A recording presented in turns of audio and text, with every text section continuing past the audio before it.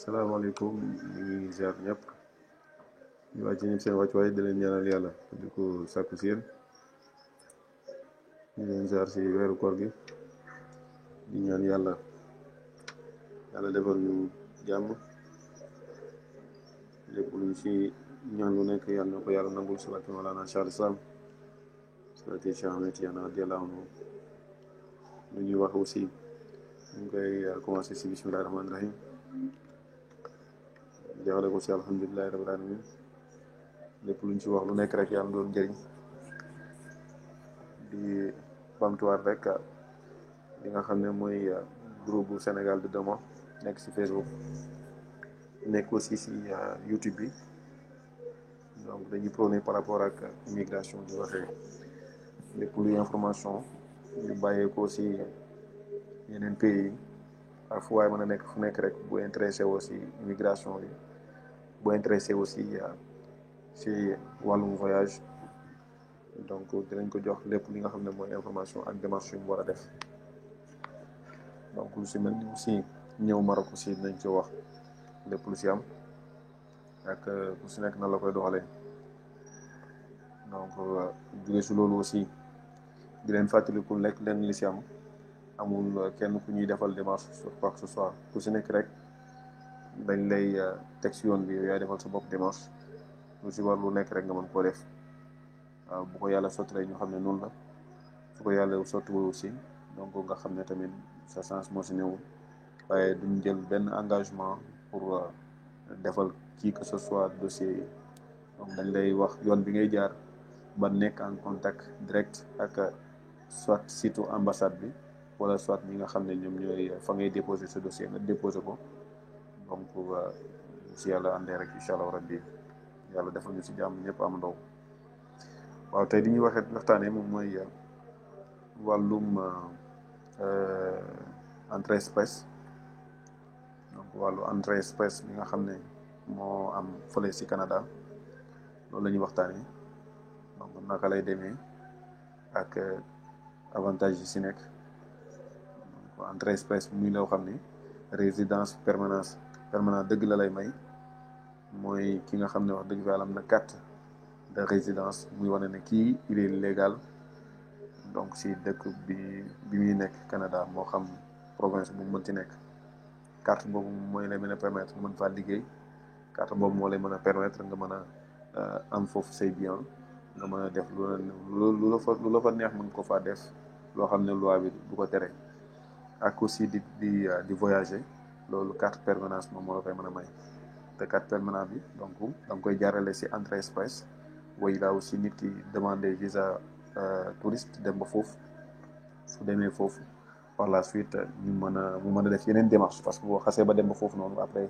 offre d'emploi da lay war boo amee offre d'emploi après par la suite nga mën a def démarche yi par rapport ak sa résidence permanente donc noonu la fa tëddee léegi nag ñi nga xam ne ñoo nekk à distance hors Canada démarche yu leen di war moom mooy démarche ñi ngay def ba am sa déposer sa dossier su ko defee agent d'immigrant bi moom mooy étudier xool ba xam est-ce que méngoo nga ak charte yi ñu fa teg bu ko méngoowee rek automatiquement nga mën a am sa visa résident permanent bi incha allah rabbi donc avant tout nit ki day dem ci Google demee Google par la suite boo defee entrée express Canada bon Canada 2020 ñu xamee ko aussi ne Entrée Express boo xoolee waa Access Canada ñoom moom la ñu utiliser. Donc ki nga xam ne dafa jël dossier dem yóbbu ko Access Canada moo xam mu nekk Sénégal wala Maroc wala fu mu mënti nekk fu nekk rek donc c'est les mêmes démarches qu'ils vont faire. Seulement aussi la différence ñoom dañoo maîtriser déjà donc les différentes démarches ñu ngi lay defal démarches yëpp ba entretien jot yow nga dem defi ji sa entretien donc noonu la rek. Mais boo xoolee démarche yi c'est la même chose sauf que aussi Entrée Express bi nii boo si defee benn erreur rek peut-être mën na laa conduire à une erreur. Donc du coup loolu moom mooy si inconvénient bi. Donc soo demee si site Canada bi voilà donc ils vont vous demander déjà de vérifier ndax yow am nga donc éligibilité pour ñi nga xam ne ñoom la ñuy tànn si bassin d'Entrée Express bi. boo xoolee lii moom mooy répartition des notes globales donc des candidats qui sont sur l'Entrée Express. Le 26 avril bii passé nañ def extraction bi soo xoolee ñi nga xam ne dañoo nekk si 601 points ba 1200 points am na 353 personnes yu ñu si invité.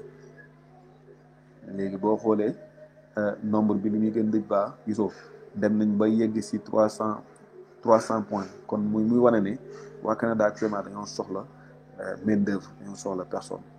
Voilà donc boo xoolee totalité bi on a invité 167 159 personnes si bassin bi le 26 avril bi passé.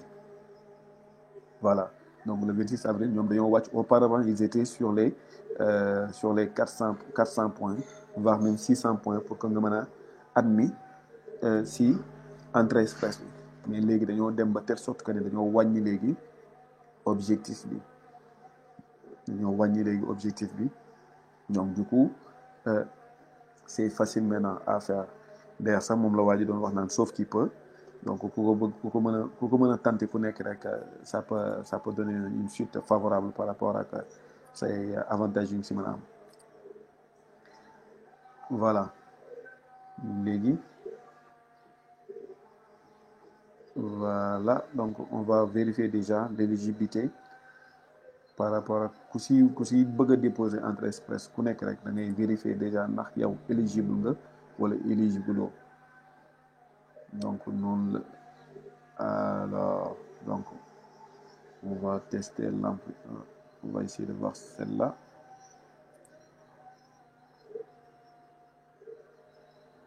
Voilà, déterminer si vous êtes éligible. Voilà donc soo ñëwee si éligibilité bi si lañ lay mën a poser pas mal de questions pour xool ba xam gisoo questions yi lay laaj c'est très très simple. Découvrez si vous pouvez présenter une demande. Voilà te test bi 10 à 15 minutes lay durer. Su ko dépasser rek automatiquement tu seras obligé de revenir en arrière. Donc si sa nationalité si sa âge point boo xam ne point bu essentiel la parce que am na yenn âge yoo xam ne boo ko amee bëgg a immigrer donc day xaw a dañ naan la carrément kii bu ñëwee nar fee liggéey benn 2 ans 3 ans 4 ans dem retraite donc du coup ça va pas les arranger. Voilà donc vu que ne Sénégal aussi il y a pas mal de jeunes donc lii c'est des opportunités yoo xam ne il faudra que ñu saisir ko. Donc si internet bi si YouTube bi bu ngeen demee di ngeen gis pas mal de gens yoo xam ne comme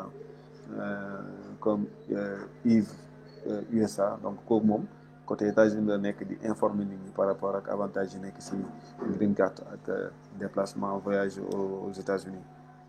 Léegi votre maîtrise de la langue maanaam bu ñu ne maîtrise de la langue on parle en général de deux langues mooy anglais bi ak français bi. Voilà donc bu nekk rek dafa am ay tests yu lay demander nga def ko tests yooyu boo ko defee da lay rapporter ay points parce que ñoom dañuy mën a sukkandiku pour xam ne yow soo ñëwee non seulement tu vas savoir communiquer avec les gens qui sont là-bas et en plus de cela aussi di nga mën a liggéeywaale di nga mën a échanger di nga apporter économie canadienne di nga leen mën a apporter benn plus. Alors les membres de votre famille Entrée Express donc boo xoolee bu fekkee célibataire nga donc certes que c'est vrai tu auras des points. Comme par exemple je dis n'importe quoi bu fekkee célibataire 10 points lay am marié 15 points lay am. Donc boo nekkee couple bëgg a dem Canada c'est plus avantageux waaw c'est plus avantageux voilà donc waxuma nag nit ñi nag dem ngeen dem marié nag alors vos études aussi disons fii nii say études lu muy gën di approfondir donc muy gën di am solo aussi mais il faudra que nous faisons aussi un peu d'attention par rapport ak études yi parce que niveau d'études yi c'est pas la même chose par rapport ak Canada donc di nga gis kii am baccalauréat nga def équivalence su diplôme yi donc baccalauréat bi nekk BFM fële ci Canada donc loolu équivalence bi il faut que nga def ci équivalence bi boo ko defee automatiquement ça va te permettre de savoir réellement le niveau d'études que tu as équivalent donc à ceux des Canadiens.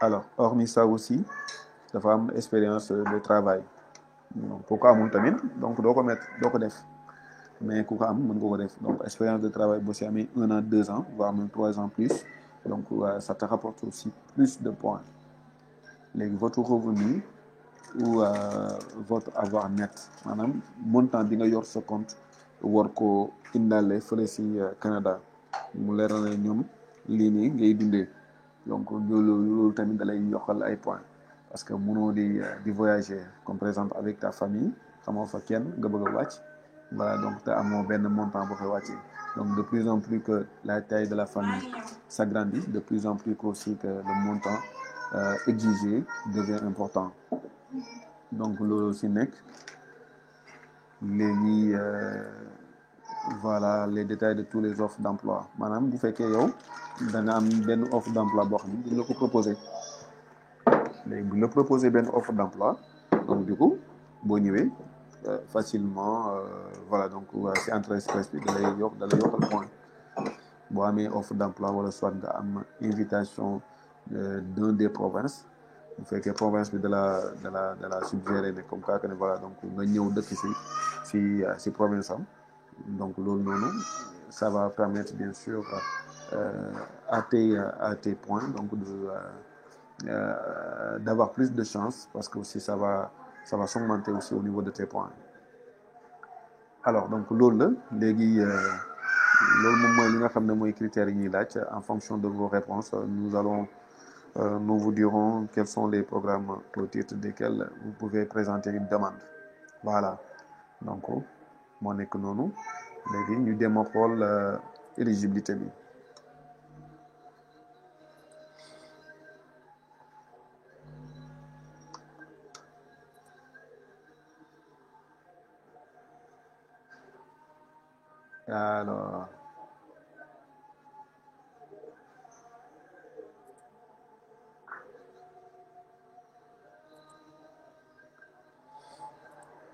alors ça vient, ça met un peu de temps.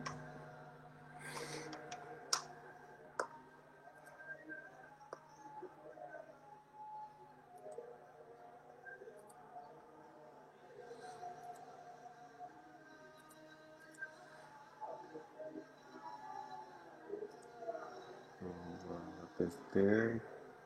Voilà.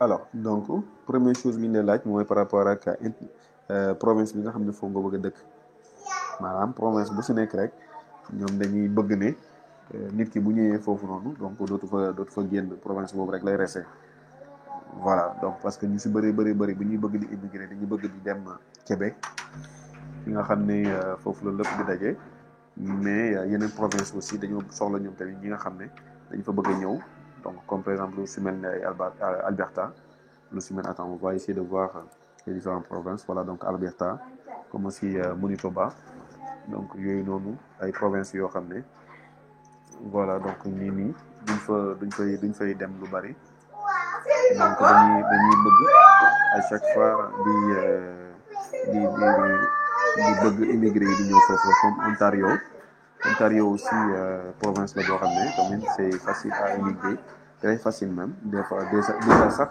ñoom ñoo commencé woon di def yenn programme yoo xam ne du jar sax ngay def test de langue voilà maintenant bon on va essayer de voir on va choisir Ontario def suivant.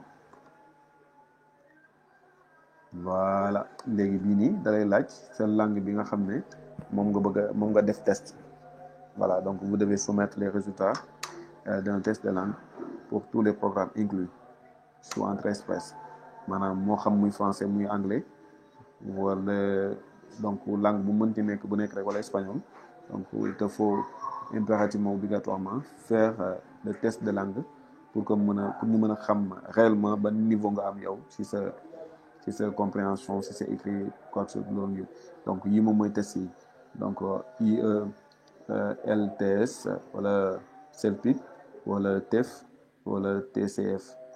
Alors donc TF bi moom mooy bu français bi. Donc on suppose que donc que ne def nañ test français bi nga def suivant. Léegi test français bi warul dépasser 2 ans maanaam bu fekkoon da nga ko defewoon en 2019 nga def ko le 1er janvier 2019 kon le 1er janvier 2021 lay jeex. Voilà léegi expiré. Donc boo ko defee aussi 2018 jàppal ne 2 ans yi jeex na. Donc du coup il te faut les refaire. Alors donc on va supposer comme quoi que ne 2020 lañ ko def donc ça fait juste une année.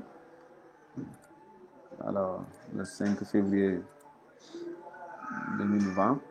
Alors pour les notes, bon, on va choisir 371. Voilà. Là c'est la note de 7 sur 10, voire même 8, qui est l'excellence.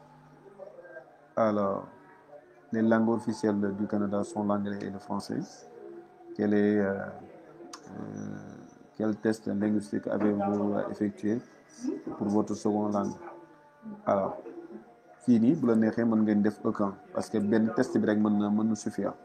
TFE bi pour ngeen def ko bu fekkee ñu nekk Sénégal bon dañuy def attendez 2 secondes. Alors TFE Canada au Sénégal. Alors je pense que ni c'est voilà. boo demee Google rek def kii bi da lay jox pour nga mën a def TFE Canada bi ñii ñoom ñooy société yi nga xam ne Dakar Compagnie Institut français bi boo fa demee di nga mën a def test bi. Boo demee aussi bu Saint-Louis bi Institut français bu nekk Saint-Louis di nga mën a def test bi. Bu fekkee ñi nga xam ne aussi ñoo nekk Maroc ñu defee TFE Canada Maroc mooy Institut français bi nekk côté Abdelmoumene bi. Voilà boobu moom ñoom tamit même chose gisoo donc le montant est de 2700 dirhams.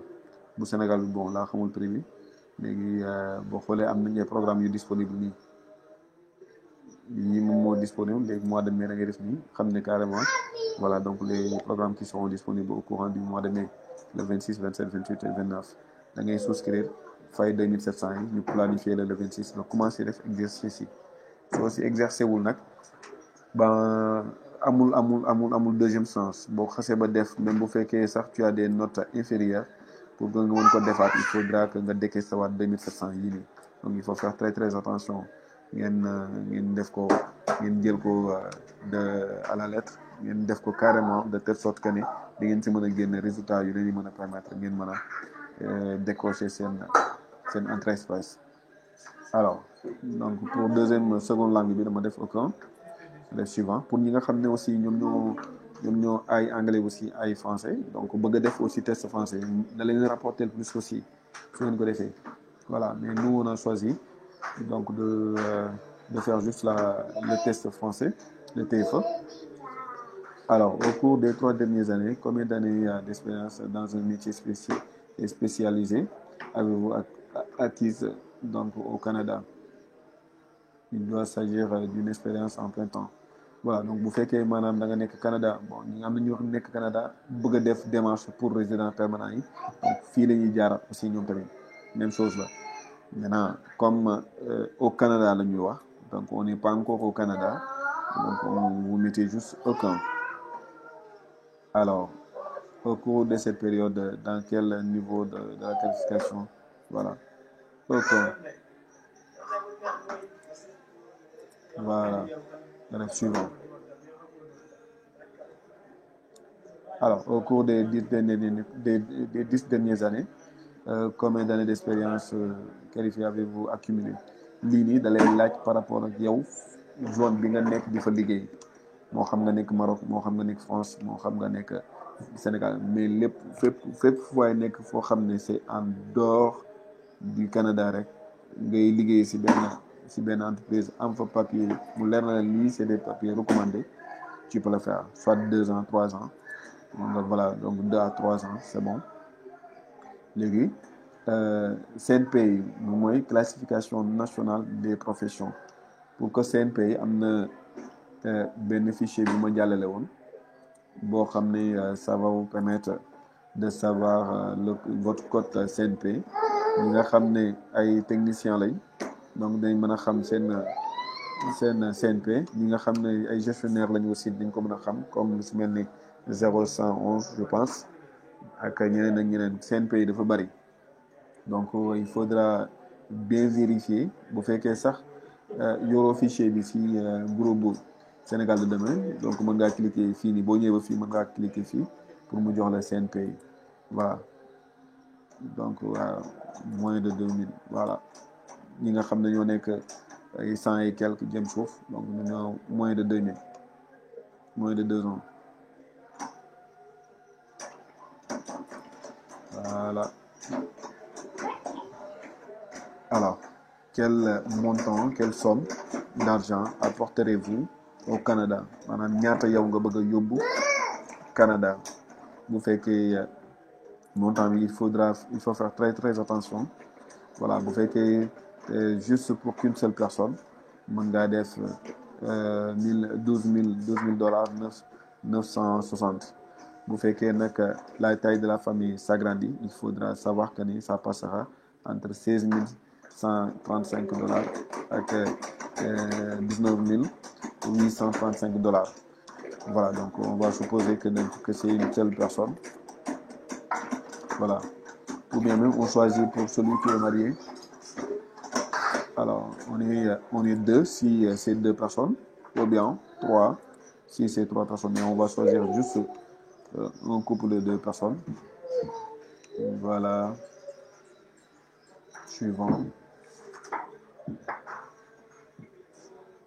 Alors, détenez-vous une offre d'emploi valide au Canada. Voilà, donc vous faites une offre d'emploi, mais non. Le suivant. Alors, votre date de naissance. Alors, comme nous m'avons dit, date de naissance, il faut ben date bon, on ne vous dit pas aussi de ne pas tenter votre chance, au cas où si vous êtes dans les années 1960-1970. Jusqu'à nous aussi ñi nga xam ne ñoo nekk aux tranches d'âge de 24 ans 35 ans et 40 ans donc ils sont plus avantageux pour que ñu mën a déplacer wu que ñeneen ak ñeneen voilà donc on va choisir quelqu'un qui est né en 1993 ou bien même quelqu'un qui est né en 1990 voilà au mois d'avril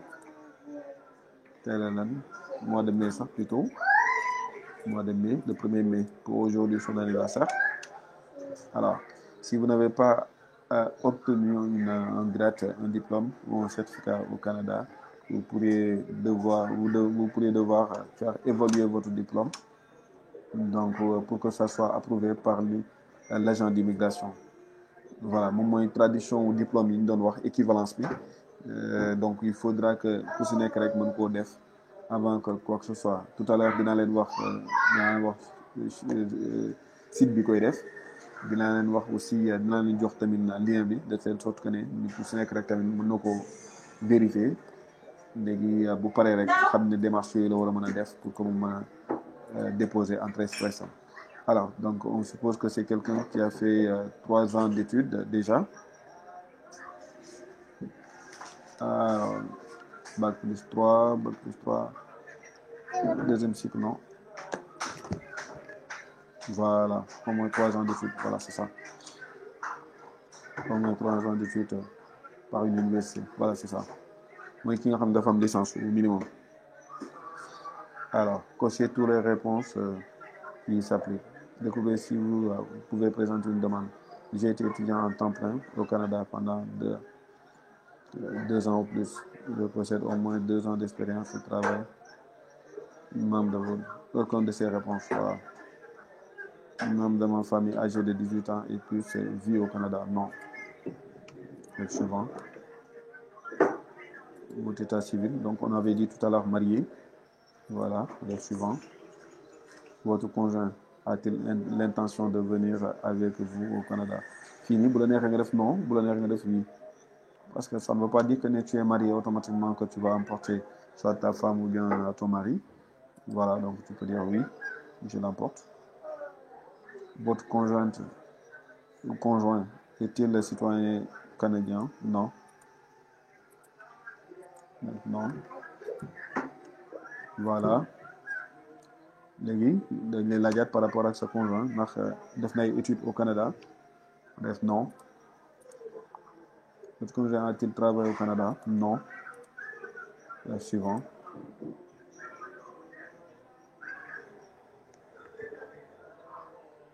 Voilà.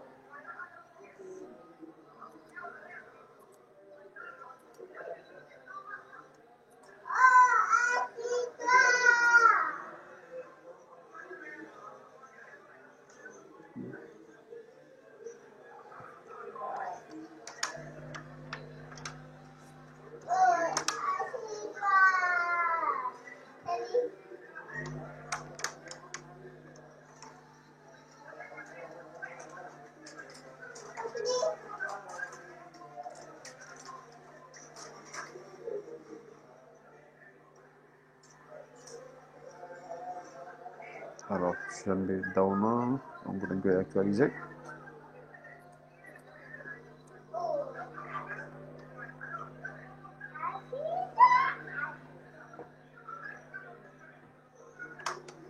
Alors, attendez qu'on l'actualise.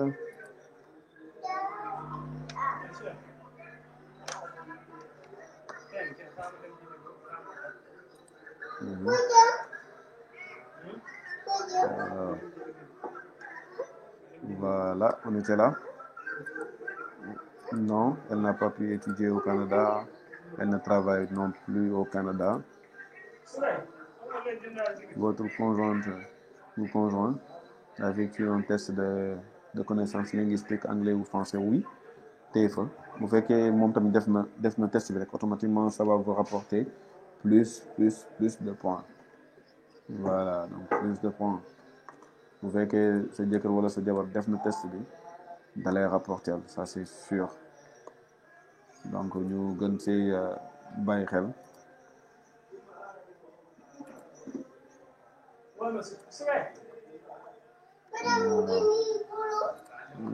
Oui. Oui. Alors, quelle année il l'a fait? 2020 aussi. Février. Voilà. C'est ça.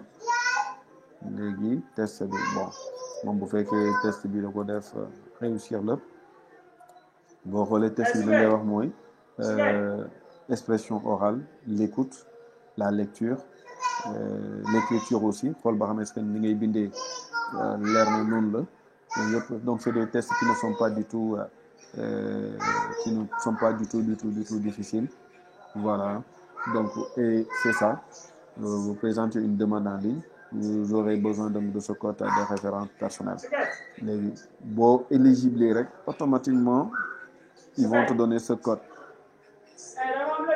Voilà, vous semblez admissible à l'entrée express. Donc c'est tout simplement cela.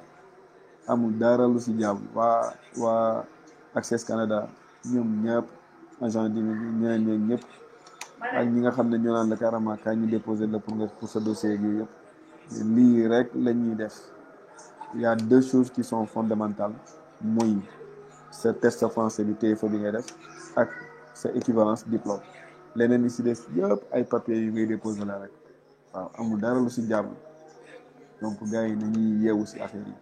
Donc tout se passe actuellement en ligne nga nekk en contact directement ak ambassade bi waaw boo nekkee direct en ambassade bi loo bëgg am lu nekk rek loo bëgg a déposer lu nekk rek da nga koy def code bi nii ça va vous servir. Je vais vous montrer un truc. Alors on va copier ce code, on revient ici, il laisse continuer.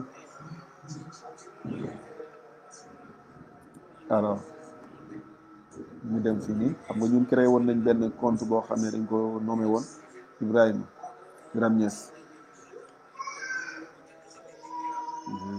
Je pense que ni boo ku xool vidéo précédent yi dina ko gis mooy ba ñuy def étude par rapport ak demande de visa touriste.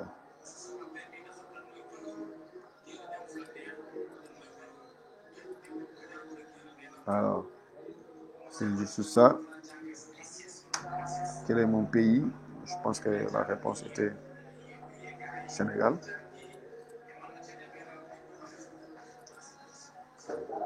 Alors, est-ce que j'avais mis quel est mon pays? Sénégal.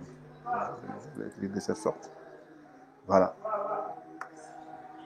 Alors xam nga boo duggee lii moom mooy demande visa touriste bi nga xam ne defoon nañ ko bon on va l'annuler déjà. Ça ne sert plus à rien du tout. bu ngeen duggee si site bi ba ngeen créé ba pare da ngeen di ñëw si présenter une demande pour venir au Canada. soo ko bësee gis nga code bi ñu jëloon di sànq moom ngay def fii code bi dañuy remplir fii rek def continuer.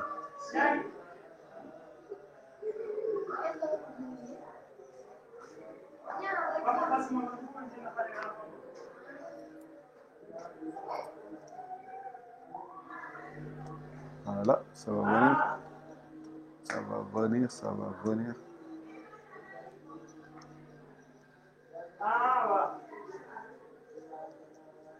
Ça va venir, ça va venir.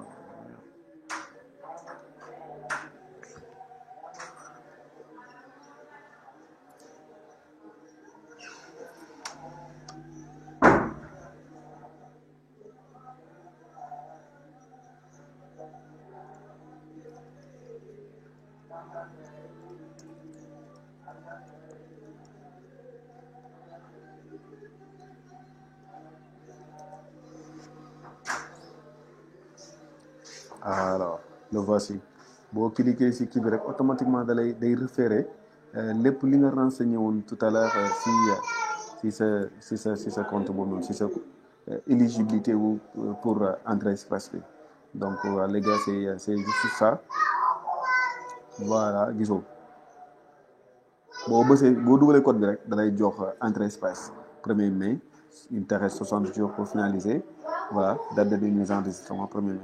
boo bësee ñëwaatee def suivant après ils vont te demander tous les documents que ça soit les documents par rapport au test de français par rapport ak bu fekkee marié nga déclaré na marié nga il faut impérativement obligatoirement aussi présenter des justifs boo paree si loolu aussi bu fekkee da nga déclaré da nga am doom tamit automatiquement il te faut les extraits de naissance de tes enfants.